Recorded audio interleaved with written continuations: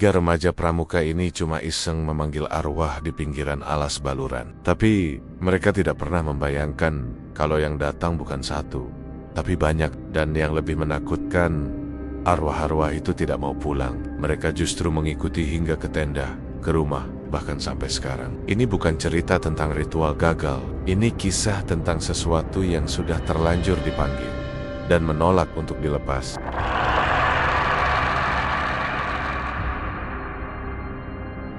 Malam itu sebenarnya tidak ada yang aneh. Kegiatan pramuka seharian cukup melelahkan, dan para pembina sudah muanti-wanti supaya semua peserta tidur lebih awal.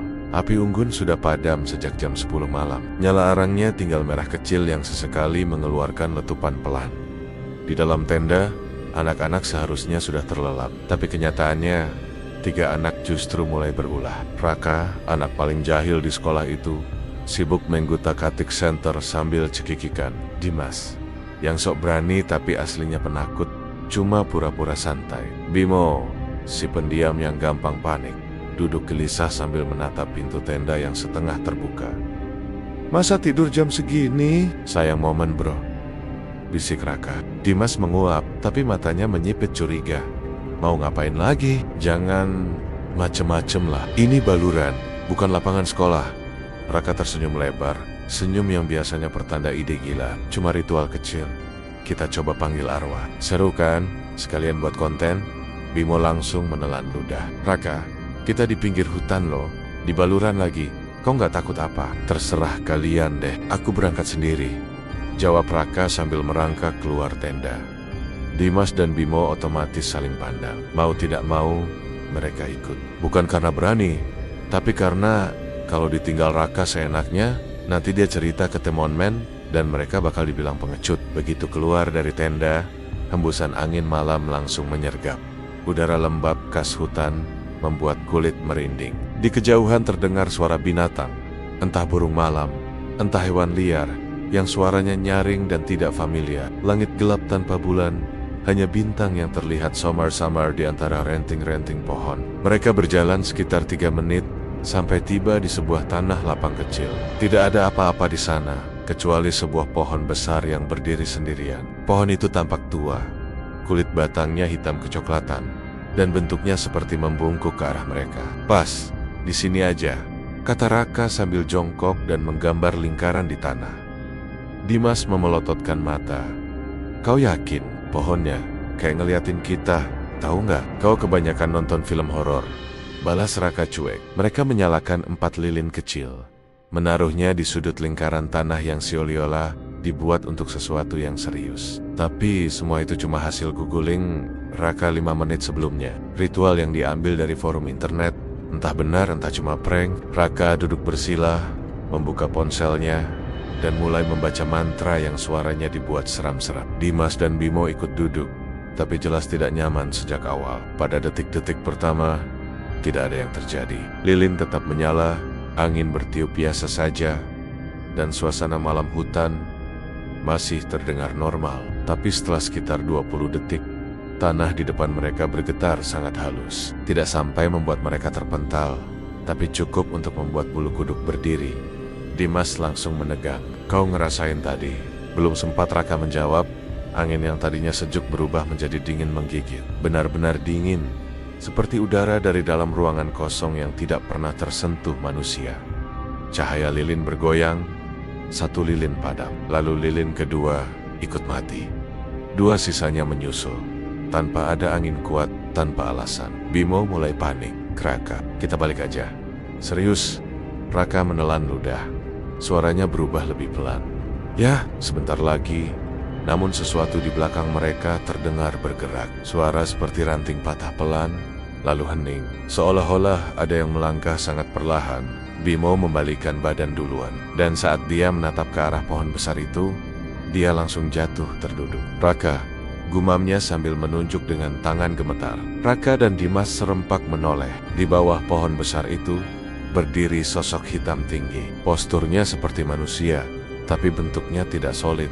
Lebih mirip bayangan yang menebal, tidak punya wajah, tidak punya mata, bahkan tidak punya lekukan tubuh yang jelas. Hanya siluet pekat, berdiri mematung. Sosok itu tidak bergerak, tidak bersuara, tapi seluruh udara di sekitarnya terasa makin berat. Dimas memundurkan badan, sedikit demi sedikit. "Raka, matikan ritualnya.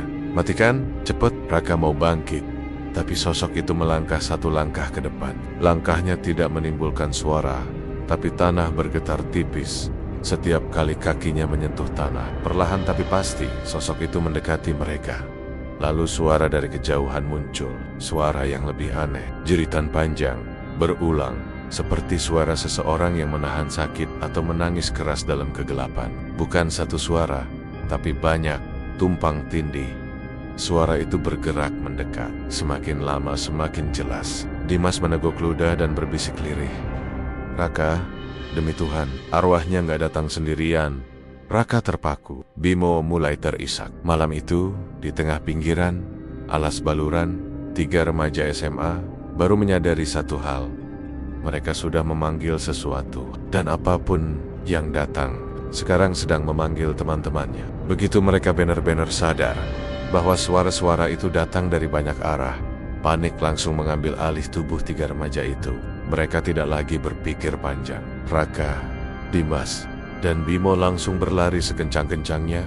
Tubuh mereka hampir jatuh karena tanah licin dan akar pohon yang menjalar. Nafas mereka tidak beraturan, tercampur antara ketakutan dan kelelahan yang tiba-tiba terasa 10 kali lipat lebih berat. Baru beberapa meter dari tempat ritual tadi, suara ranting patah terdengar. Bukan hanya sekali, tapi berkali-kali, dari kiri, kanan, belakang, bahkan dari depan. Seolah hutan sedang bergerak bersama-sama. Seperti puluhan sosok tak terlihat sedang berjalan mengikuti mereka dalam ritme aneh yang tidak manusiawi. "Raka, cepetan!" teriak Dimas dengan suara pecah. Raka menoleh hanya sebentar, tapi itu cukup membuat wajahnya langsung pucat. Dari balik pepohonan gelap, satu persatu sosok hitam tinggi muncul. Awalnya 1, lalu 2, lalu 3, sampai akhirnya hampir tidak bisa dihitung. Tubuh mereka kurus seperti tulang yang diselimuti kain tipis, tapi tidak punya muka, tidak punya mulut, bahkan tidak punya mata. Wajah mereka hanya cekungan hitam, seperti lubang pekat yang menelan cahaya. Bimo tersandung dan jatuh menghantam tanah dengan keras. Tangis paniknya langsung pecah, tapi Raka tidak memberi kesempatan sedikit pun untuk berhenti. Dia menarik lengan Bimo sekuat tenaga, hampir menyeretnya. Tidak ada dari mereka bertiga yang tahu lagi harus lari kemana. Lurus, belok, balik arah semua tidak ada bedanya. Yang penting menjauh dari makhluk-makhluk itu. Tapi setelah sekitar 1 menit berlari tanpa henti, sesuatu yang tidak mungkin justru terjadi. Mereka kembali ke tempat ritual. Lingkaran tanah itu masih ada. Pohon besar itu berdiri di posisi yang sama seperti tadi, dan lilin-lilin kecil yang geles-geles sudah padam saat mereka kabur kini menyala lagi. Nyala api yang terlalu tenang, terlalu rapi, terlalu disengaja. Padahal hutan sunyi, tidak ada angin, tidak ada orang lain, tidak ada apapun. Bimo langsung jatuh berlutut. Napasnya patah-patah, dada naik turun seperti mau meledak. "Gila, gak masuk akal. Tadi kita lari jauh banget." Dimas menelan ludah dengan suara keras. Suaranya bergetar hebat. Hutannya muterin kita, Ra. Kita diputer balik sama mereka. Raka tidak menjawab. Wajahnya pucat. Dia hanya menatap lilin-lilin itu yang nyalanya stabil seperti dijaga tangan tak terlihat. Di tengah lingkaran, sosok hitam pertama yang mereka lihat berdiri tegak. Tidak bergerak, tidak bernapas. Tapi kehadirannya membuat dada mereka seperti ditindih batu besar. Tanpa suara pun, sosok itu seperti berkata, "Kalian memanggilku. Jangan pergi." Tiba-tiba tanah dalam lingkaran mengeluarkan bunyi pelan seperti bara merah yang disentuh angin panas. Bau belerang semakin pekat, menusuk hidung dan membuat dada terasa berat. Tanah itu perlahan menghitam, retak, seolah sesuatu sedang mendorong dari bawah. Dari celah itu muncul sebuah tangan hitam kurus, kukunya panjang dan runcing, mencakar tanah seperti menggoda mangsa. Lalu terdengar suara kikikan lirih. Bukan dari pepohonan, bukan dari angin. Suara itu datang dari bawah tanah. Bimo menjerit hampir seperti anak kecil. "Raka, aku gak mau mati. Aku gak mau. Aku sumpah gak mau." Dimas memegangi rambutnya. Tubuhnya oleng. Ini salah semua. Kenapa kita ngelakuin ini?" Dan tepat saat kepanikan memuncak, Suara perempuan terdengar. Dekat, terlalu dekat. Langsung di telinga Dimas. Tunggu di sini. Teman-temanku belum datang semua. Dimas membalikkan kepala secepat kilat, tidak ada siapa-siapa. Hanya kegelapan. Tapi dia tahu suara itu benar-benar dibisikkan di telinganya. Jangan dekat-dekat aku. Dimas ambruk sambil menutupi telinga. Tubuhnya gemetar hebat. Raka meraih bahunya, mencoba menariknya bangkit. Tapi saat itu sosok-sosok hitam lain mulai muncul. Dari mana-mana. Dari balik pohon, dari sudut hutan, dari gelap pekat. Satu persatu, lalu dua, lalu belasan. Mereka bergerak pelan dan membentuk lingkaran, mengepung, menutup semua arah. Dalam sekejap, hutan berubah menjadi penjara raksasa. Tidak ada jalan keluar, tidak ada celah. Sosok-sosok itu bergerak dengan ritme menyeramkan. Tidak cepat, tapi pasti. Tanah bahkan bergetar halus setiap langkah mereka, seperti penanda bahwa pelarian sudah tidak mungkin. Kami nggak bermaksud manggil kalian, Raka berteriak. Suaranya pecah. Kami cuma mau pulang. Tolong. Tapi seketika, semuanya terhenti. Angin berhenti, daun berhenti bergerak. Tidak ada jangkrik, tidak ada suara burung. Sunyi total. Sunyi yang tidak wajar. Sunyi yang membuat bulu kuduk naik pelan-pelan. Sosok hitam pertama itu akhirnya mengeluarkan suara. Pelan, parau, patah-patah. Seperti suara angin yang dipaksa berbicara. Kalian memanggil. Kalian tetap di sini. Kata-kata itu menggema, membuat dinding hutan bergidik. Sosok itu mengangkat tangannya. Jari-jarinya bergerak seperti sendi-sendinya bengkok ke arah yang salah. Dan detik berikutnya, semua lilin meledak bersamaan. Api kecil itu melompat, saling menyambar, lalu menjalar cepat membentuk lingkaran api raksasa, mengelilingi mereka. Api itu bergerak seolah punya nyawa sendiri. Warnanya bukan jingga, tapi biru keunguan, seperti api dari dunia lain. Setiap kali api itu berputar, terdengar bisikan kecil, suara-suara yang tidak seharusnya keluar dari api. Pilihan mereka hanya dua: tetap di dalam lingkaran, atau keluar dan terbakar. Sementara itu, makhluk-makhluk hitam terus mendekat. Langkah mereka makin rapat, makin serempak. Tidak ada yang mundur, tidak ada yang lenyap. Mereka datang karena dipanggil. Dan malam itu, mereka menuntut balasan. Raka menggigil hebat, putus asa. Dia mengacak saku celananya, berharap ada sesuatu, apa saja. Jantungnya serasa naik ke tenggorokan saat dia merasakan sebuah benda kecil. Buku catatan pramuka. Benda sepele yang biasanya tidak berarti apa-apa, tapi malam itu terasa seperti satu-satunya pegangan hidup. Raka menarik buku itu dengan tangan gemetar. Kertasnya hangat, hampir terbakar oleh panas api. Dia membuka halaman terakhir. Di sana ada tulisan yang dulu dia baca setiap kali mimpi buruk waktu kecil. Kalimat yang entah kenapa masih dia ingat. Dengan bibir pucat bergetar, dia berbisik pelan, Semoga ini masih bisa nolong. Dimas dan Bimo menatap Raka dengan cemas. Mereka tidak tahu apa yang akan dilakukan Raka, tapi mereka sadar satu hal: tidak ada lagi pilihan yang logis. Raka menutup matanya. Bibirnya mulai bergerak. Dia membaca doa itu. Awalnya pelan, sangat pelan, karena bibirnya kaku dan pikirannya kusut. Tapi suara arwah-arwah itu makin keras, makin dekat, makin nyata, seolah mereka bisa menjangkaunya hanya dengan beberapa langkah lagi. Raka menguatkan diri. Suaranya naik sedikit, terputus-putus, tapi mulai terdengar jelas. Hawa di sekeliling mereka berubah. Dimas yang tadinya menutup telinga rapat-rapat, perlahan membuka matanya. Bimo berhenti menangis. Ada getaran halus di tanah, seperti ada sesuatu yang merespons doa itu. Raka terus membaca lebih keras. Saat kalimat doa itu akhirnya keluar dengan stabil dari mulutnya, tiba-tiba, seperti ada dorongan tak terlihat. Lingkaran api yang mengurung mereka terbelah. Sebuah celah kecil terbentuk. Hanya cukup untuk 3 orang berlari satu demi satu. Celah itu bergetar samar, seakan bisa menutup kapan saja. Lari! Teriak Raka sekuat tenaga. Mereka bertiga langsung menerobos celah itu tanpa pikir panjang. Suara dari belakang berubah menjadi teriakan panjang penuh amarah. Api di sekitar mereka berkecipak liar seperti air yang disiramkan. Saat Dimas melewati celah, dia merasakan sesuatu menarik punggung bajunya. Tarikannya kuat, kasar seperti kuku panjang atau tangan kurus yang panasnya berbeda dari panas api. Dia hampir terhenti, hampir jatuh kembali ke dalam lingkaran itu. "Dim, ayo!" Raka menarik tangannya kuat-kuat. Bimo juga ikut menarik dari sisi lain. Dengan sisa tenaga mereka, baju Dimas berhasil terlepas dari tarikan itu. Robek sedikit di bagian belakang, tapi dia berhasil lolos. Begitu mereka keluar dari lingkaran api, sebuah teriakan meledak dari arah hutan. Panjang, dalam, dan sama sekali tidak terdengar seperti suara manusia. Mereka bertiga berhenti sejenak untuk menoleh.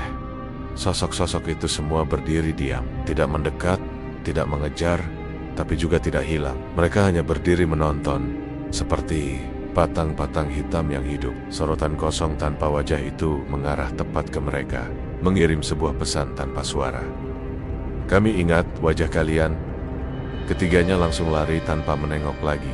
Napas mereka tak karuan, dada terasa sesak, dan kaki serasa mau patah. Mereka tidak tahu arah mana yang benar, tapi insting mereka terus membawa mereka menjauh, sejauh-jauhnya dari tempat terkutuk itu. Setelah entah berapa lama berlari di kegelapan, mereka akhirnya sampai di area perkemahan. Cahaya dari lampu tenda terlihat samar-samar. Suasana di sana sunyi.